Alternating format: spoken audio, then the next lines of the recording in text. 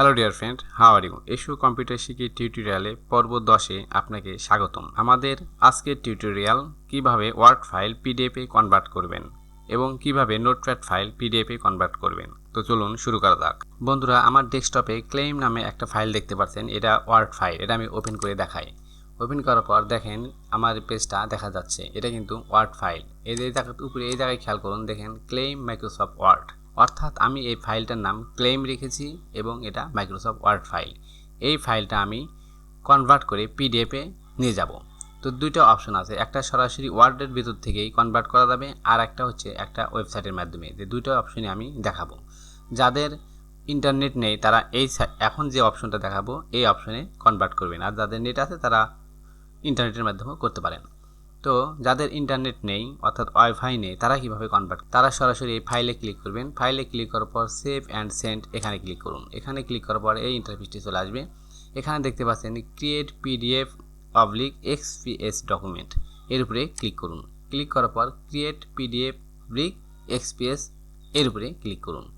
Click করার পর এই অপশনটি চলে আসলো। এখন আপনি ফাইল সিলেক্ট করে দিন, অর্থাৎ ফোল্ডার সিলেক্ট করে দিন যে কোন জায়গায় আপনি এটা সেভ করবেন। তো আমি ডেস্কটপে সেভ করব। ডেস্কটপ সিলেক্ট করে দিলাম।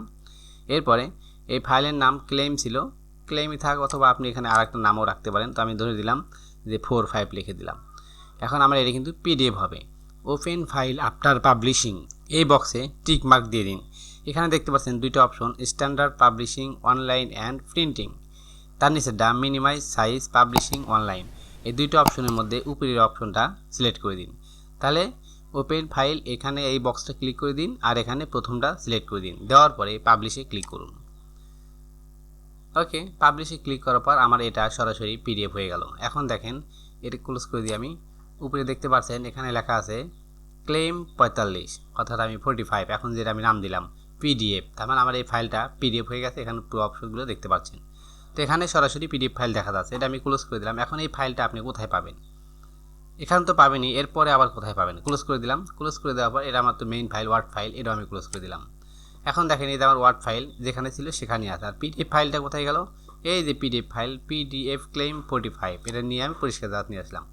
এটা এখন ওপেন করে দেখাই। ওপেন করলাম। ওপেন করার পর দেখতে পাচ্ছেন এই যে আমার এই ফাইলটা চলে এসেছে। এটা কিন্তু এখন পিডিএফ। ওকে, এইভাবে আপনারা সরাসরি পিডিএফ বানাতে পারবেন। এটা ক্লোজ করে দিলাম। এখন যাদের ইন্টারনেট আছে সরাসরি ওয়েবসাইটের মাধ্যমে পিডিএফ করতে চান তারা একটি নিউ ট্যাব নিয়ে নিন। নিয়ে নেওয়ার পর এখানে লিখে দিন Word to PDF. Word to PDF লেখার পরে সার্চ করুন। সার্চ করার পর এই ইন্টারফেসটি চলে আসবে। এখানে অনেকগুলো অপশন দেখতে পাচ্ছেন। এখান থেকে যে কোনো একটা ওয়েবসাইটের মাধ্যমে আপনি করতে পারবেন। তো এদের মধ্যে সবচেয়ে সহজ এবং সম্পূর্ণ ফ্রিতে আপনি এই ওয়েবসাইটের মাধ্যমে করতে পারবেন। আমি সাধারণত এই ওয়েবসাইটের মধ্যেই করে থাকি। এটা হচ্ছে Adobe, www.adobe.com Acrobat online Word to PDF দেখতে পাচ্ছেন। এখানে ক্লিক করুন। তো আমি এখানে ক্লিক করলাম। ক্লিক করার পর ওয়েবসাইট ওপেন হয়ে গেল। এখানে দেখতে পাচ্ছেন select file Word to PDF converter. এখানে যদি আমি ক্লিক করি তাহলে আমার এটা এই অবস্থায় চলে আসে। এখন আমি যে ফাইলটা কনভার্ট করব সেই ফাইল সিলেক্ট করে দিতে হবে। তো ক্লেম এই ফাইলটি আমি করব এখন। তাহলে ক্লেম দিলাম। দেওয়ার পরে ওপেনে ক্লিক করলাম। ক্লিক করার পরে এখন এটা কনভার্ট হচ্ছে। দেন কনভার্ট ওয়ার্ড টু পিডিএফ। একটু অপেক্ষা করি, এটা 100% হলেই হয়ে যাবে। কনভার্ট হওয়ার পর ডাউনলোড করবেন। ডাউনলোড হওয়ার পর দেখতে পাচ্ছেন আমার ডেস্কটপে চলে এসেছে ক্লেম 555। আগেরটা সেভ করেছিলাম ক্লেম 45, অর্থাৎ ওয়ার্ডের মাধ্যমে মাইক্রোসফট ওয়ার্ডের মাধ্যমে যেটা আমরা পিডিএফ করেছিলাম সেটা হলো এই ফাইল। এখন যেটা আমরা করলাম একটা ওয়েবসাইটের মাধ্যমে সেটা হলো এই ফাইল। এই ফাইলটা আমরা এখন ওপেন করে নিব। তো এরপর ডাবল ক্লিক করার পর দেখতে পাচ্ছেন এটা আমার অলরেডি হয়ে গেছে।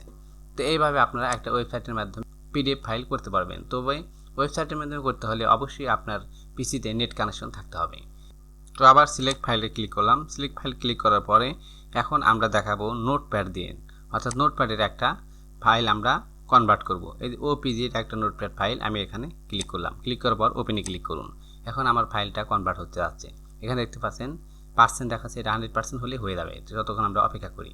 ওকে, আমাদের কনভার্টের কাজ কমপ্লিট। এখন ডাউনলোডে ক্লিক করুন। ডাউনলোড ক্লিক করার পরে আমার এই ফাইলটা সেভ হয়ে যাবে। অলরেডি সেভ হয়ে গেছে। এখন এখানে ক্লিক করুন।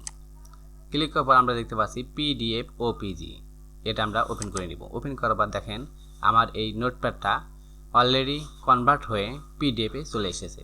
এই দেখুন। আর এই ফাইলটা, এটা তো পিডিএফ ফাইল, আর অরিজিনাল ফাইলটা কোথায় সেটা দেখুন। অরিজিনাল ফাইলটা হচ্ছে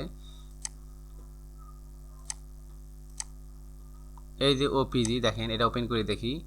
ওপেন করার পর দেখতে পাচ্ছেন এটা কিন্তু নোটপ্যাড ফাইল। নোটপ্যাড, এই যে ওপর করে দেখালাম, এই দেখেন নোটপ্যাড ফাইল।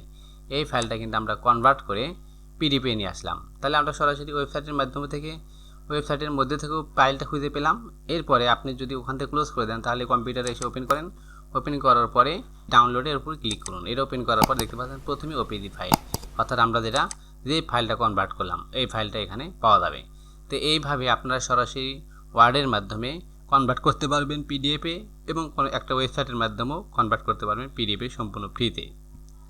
আজকের পর্ব এই পর্যন্তই। আগামী পর্বে আপনাদের থাকছে কিভাবে আপনার ডকুমেন্টে, অর্থাৎ আপনার ফাইলে পাসওয়ার্ড সেট করবেন। সে পর্যন্ত ভালো থাকুন, সুস্থ থাকুন। আল্লাহ হাফেজ। আসসালামু আলাইকুম ওয়া রাহমাতুল্লাহ।